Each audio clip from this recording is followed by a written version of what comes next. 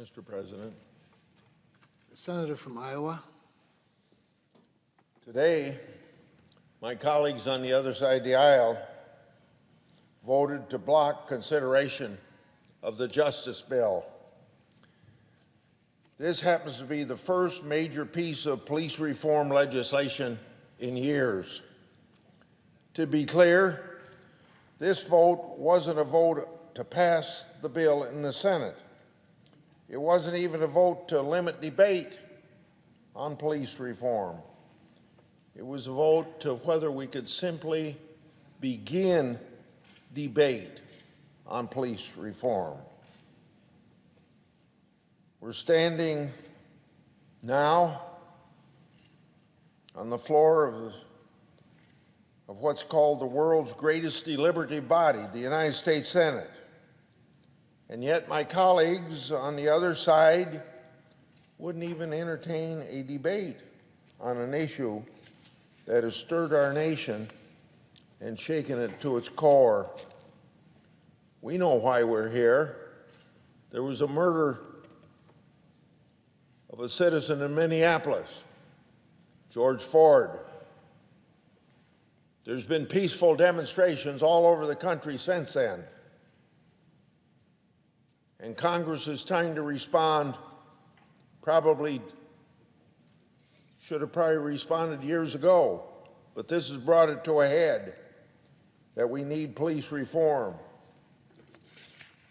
Yes, we're in the world's greatest deliberative body, we're told. The Senate's legacy and prestige is built on our ability to debate and discuss legislation to address the most pressing issues before our country.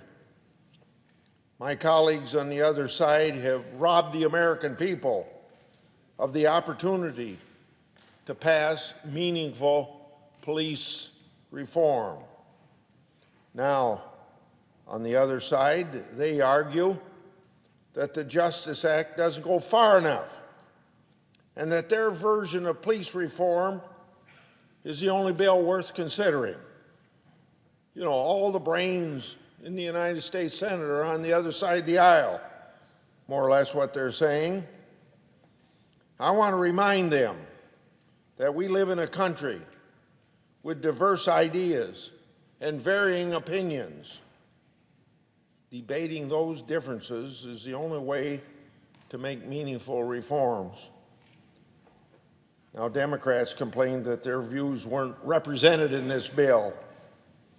Well, the Justice Act contained a number of proposals that actually have bipartisan support. And even if that wasn't enough for them, every Democrat would still have an opportunity to make additional changes.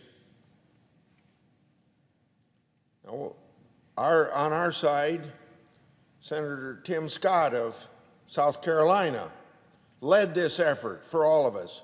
46 of us are joining him. I hope the other 7 will join in as well. But that's just Republicans. And this is a bipartisan bill. Presumably not big enough bipartisan to satisfy the other side, but still bipartisan.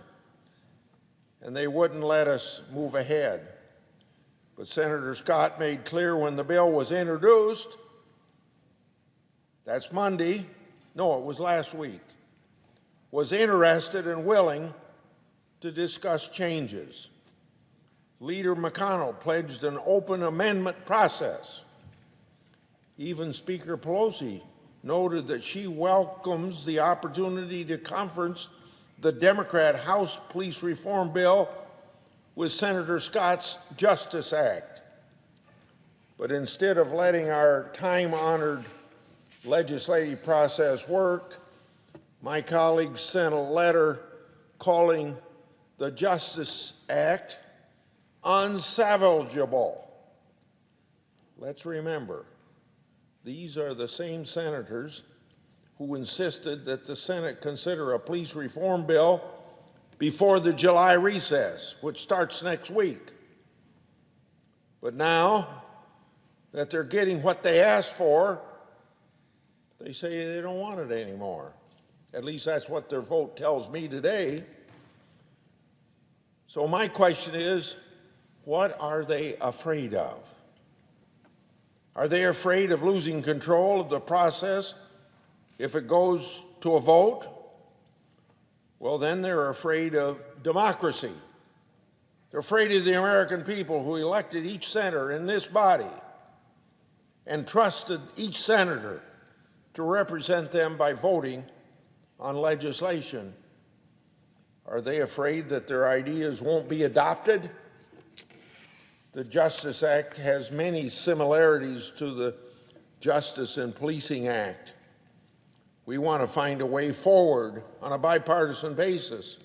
If ideas have merit, they will have to be voted on and be included. Are they somehow afraid that if we make progress, it will be perceived as giving the president and his party a win? I've been around here long enough to know that in an election year, it gets harder and harder to get things done because neither party wants the other to get any credit for anything or have an advantage. But on an issue as important as this, it's the height of cynicism and hypocrisy to prevent progress to gain political advantage. But I'm reminded of a scripture, quote, "For what shall it profit a man if he shall gain the whole world but lose his soul?" End of quote.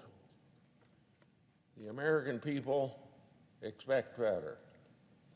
I know that my fellow Iowans expect better. Frankly, I expect better as well. I hope my colleagues reconsider their obstruction and let us get on with crafting a bipartisan police reform bill. I know my colleagues on the other side share our desire to deliver for our constituents. I don't doubt their sincerity about wanting to address inequities in the communities or unfairness in policing. I don't doubt they have legitimate ideas on how to improve this legislation if it had come before the United States Senate. But at the very least, we can't accomplish any of those things unless you start debate. We've done it before on other issues. Only 18 months ago, this chamber passed the First Step Act, the most significant criminal justice reform bill in a generation. That was a strong bipartisan bill. It wasn't easy, but Senator Durbin and I and Democrats and other Republicans in addition to the two of us, we found a path forward and are giving thousands of Americans a chance to improve their lives when they leave prison. I'm frustrated that the Senate can't consider this Justice Act, but I promise Iowans and the American people that this partisan exercise doesn't represent my last hope for meaningful change. I stand ready to work with any Democrat or any Republican on the issue of police reform, and for sure, I am not alone in the willingness to do that. In fact, at the Judiciary Committee just last week, the issue was police use of force in community relations. At that meeting, Chairman Graham indicated that he wants to hold more hearings on this issue. So I urge my colleagues on both sides of the aisle to not let today's vote be the end of the story. There is and has been an evergreen issue. George Floyd's murder was a spark that ignited a national outcry. We must rise to the occasion. We cannot let election year politics and differences of opinion prevent us from even discussing how best to improve justice and safety in our community.